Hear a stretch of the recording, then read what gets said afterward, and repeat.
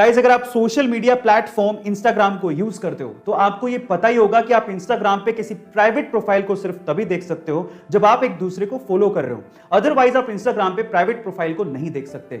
लेकिन मुंबई के रहने वाले मयूर ने इसमें खामी ढूंढ डाली। जी हां गाइस, मुंबई के रहने वाले मयूर ने इंस्टाग्राम में एक बग ढूंढा जिसके जरिए वो इंस्टाग्राम की किसी भी प्राइवेट प्रोफाइल को देख सकते थे और इस बात की जानकारी उन्होंने तुरंत फेसबुक को दी और फेसबुक ने एनालाइज करने के बाद ये माना कि हां, ये खामी थी, ये बग इंस्टाग्राम में मौजूद था और उसके बाद उन्होंने इसको ठीक किया और उसके बाद फेसबुक की तरफ से ईमेल के जरिए मयूर को यह जानकारी दी गई कि उन्हें बाउंटी के तौर पे $30,000 यानी कि लगभग 22 लाख रुपए का इनाम दिया जा रहा है। गाइस, हम इंडियंस किसी से कम नहीं हैं। आपको यह जान के कैसा लगा? अभी हाल ही में न्यूजीलैंड के एक समुद्री तट फेयरवेल स्पिट पर 50 व्हेल जाकर फंस गई। वो तो किस्मत थी कि वहां पर व्हेल्स को बचाने के लिए बहुत से वॉलंटियर्स आ गए। सबसे पहले उन्होंने व्हेल्स को शांत किया, फिर उसके बाद अधिकतर व्हेल्स को समुद्र में पहुंचा दिया। लेकिन अद्भुत नजारा तब देखने को मिला जब जान बच जाने के बाद 2 व्हेल्स गाना गाने लगी और वो भी खुशी में। सुनिए गाइस, ऐसा अद्भुत नजारा आपने पहले कभी नहीं देखा होगा। इस नजारे को देखने के बाद आपको कैसा फील हुआ? गाइस, एक सवाल है मेरा, क्या जीन्स सिर्फ लड़के पहन सकते हैं? नहीं, लड़कियां भी पहन सकती हैं, उन्हें भी हक है, इनफैक्ट वो पहनती हैं। तो फिर स्कर्ट क्या सिर्फ लड़कियां पहन सकती हैं? अगर कोई लड़का स्कर्ट पहन के आ जाए तो हम उस पर हंसते क्यों हैं? ये हमें नागवार क्यों है? कुछ ऐसा ही हुआ स्पेन के एक स्कूल में जहां पर 15 साल का एक स्टूडेंट माइकल गोमेज स्कर्ट पहन के स्कूल पहुंच गया। तो स्कूल की अथॉरिटी ने पता है क्या किया? उसे स्कूल से ही एक्सपेल कर दिया, बाहर निकाल दिया और उसे दिमाग के डॉक्टर को दिखाने की सलाह तक दे डाली।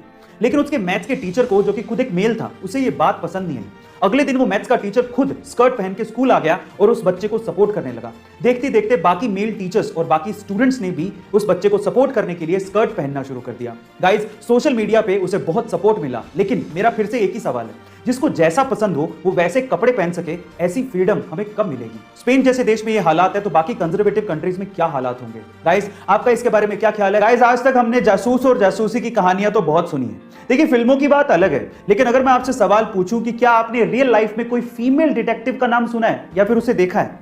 चलिए, आज इस वीडियो में मैं आप लोगों को इंडिया की पहली फीमेल डिटेक्टिव के बारे में बताता हूं। उनका नाम है रजनी पंडित। मुंबई की रहने वाली ये फीमेल डिटेक्टिव अभी तक 80,000 से ज्यादा केसेस को सोल्व कर चुकी हैं।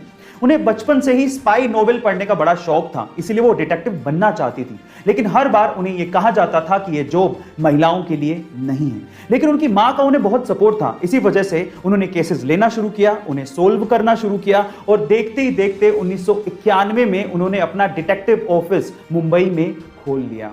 गाइस, उन्हें इंडिया फर्स्ट लेडी डिटेक्टिव का भी खिताब मिल चुका है। आपको रजनी पंडित के बारे में जान के कैसा लगा? यह बात है 15 मार्च सन 1959 की, जब मुंबई की एक छत पे 7 घरेलू महिलाएं इकट्ठी हुई। मकसद था महिलाओं को, स्पेशली घरेलू महिलाओं को जो कि ज्यादा पढ़ी लिखी नहीं है, उन्हें सक्षम बनाना और उन्हें कमाई का एक जरिया देना।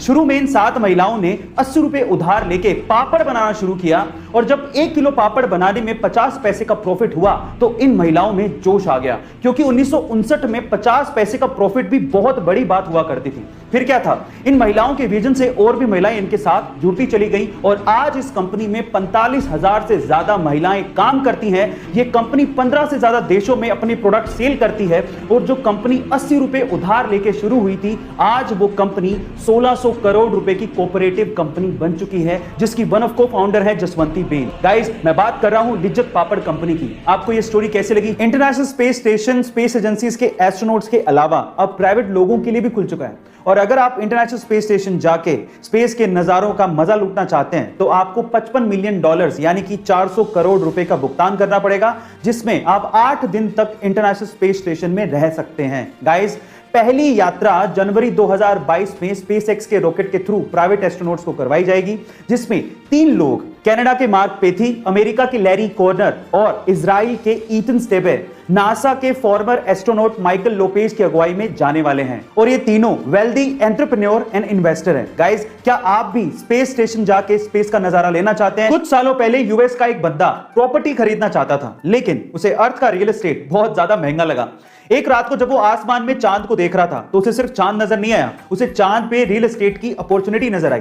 एक्चुअली 1967 स्पेस एंटिटी जिस पे दुनिया के लगभग सभी देशों ने साइन किया है, उस पे ये लिखा हुआ है कि किसी भी देश या उसी सरकार का हमारे सोलर सिस्टम के सेलेस्टियल बॉडीज पे कोई अधिकार नहीं होगा, लेकिन उस पे किसी इंसान का जिक्र नहीं है। इसीलिए इस बंदे ने यूएन को एक लेटर लिखा और अपने आप को मून का ओनर घोषित कर दिया।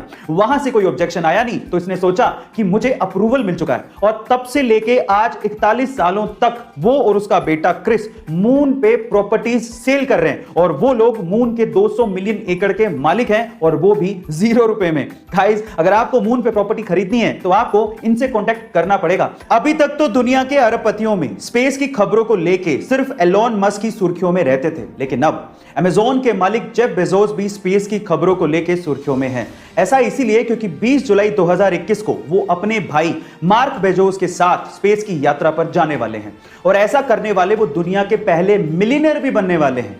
वो अपनी स्पेस कंपनी ब्लू ओरिजिन के तैयार किए हुए रॉकेट कैप्सूल न्यू शेफर्ड से स्पेस जाएंगे, और 20 जुलाई की ही डेट को सिर्फ इसलिए चुना गया क्योंकि 20 जुलाई के ही दिन अपोलो 11 चांद पे लैंड हुआ था और नील आर्मस्ट्रांग ने चांद पे कदम रखा था। गाइस, आपको ये इंफॉर्मेशन कैसे लगी? गाइस, क्या आपको पता है कि हमारे समय का एल्बर्ट आइंस्टाइन या फिर आइजैक न्यूटन किसे कहा जाता है?